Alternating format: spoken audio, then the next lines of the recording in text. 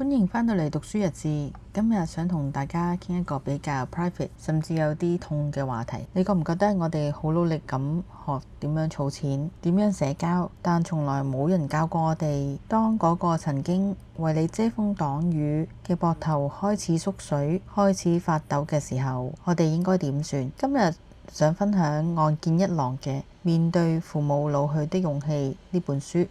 書入面有一段好深刻，作者岸見一郎見到佢阿媽病重嗰陣，佢公司嘅人同佢講：呢啲係你嘅家事。呢句話好冷酷，但亦都好現實。我哋好多時候喺社會衝刺嘅時間，會覺得父母老去係一種負擔或者係阻礙。作者話：我哋嘅痛苦根源往往係因為唔肯接受現實，我哋心入面仲掛住嗰個高大無所不能嘅爸爸媽媽，所以當佢哋開始失禁，開始唔認得人，開始無理取鬧，我哋就會嬲，甚至想糾正佢哋。有啲心理學家話，所有嘅煩惱都係嚟自人際關係。面對慢慢老去嘅父母，我哋唔應該用上對下嘅憐憫，或者下對上嘅依賴。你要將佢當成一個普通嘅朋友。當佢倒瀉湯嘅時候，你唔係鬧佢點解咁唔小心，而係好似朋友咁同佢講：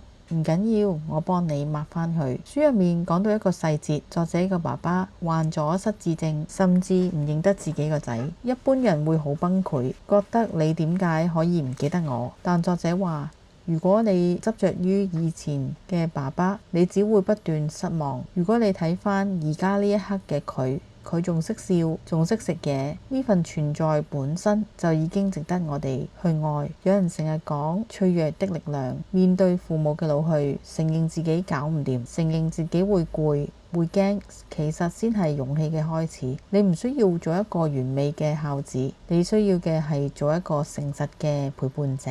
記住，照顧父母唔係為咗回報，亦唔係要還債，而係一場重新認識彼此嘅旅程。你可以做嘅3件事：一、練習如實觀照。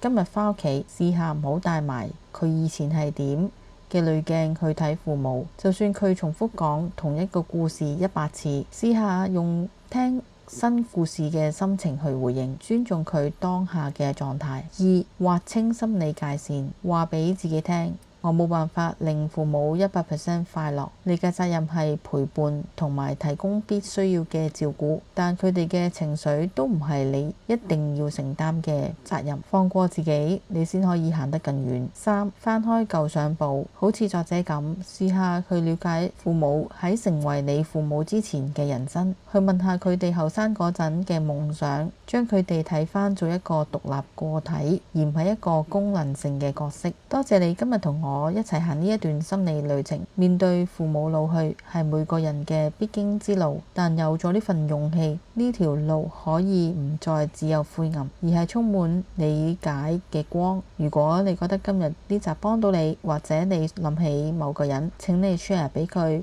我哋下集讀書日誌再見，拜拜。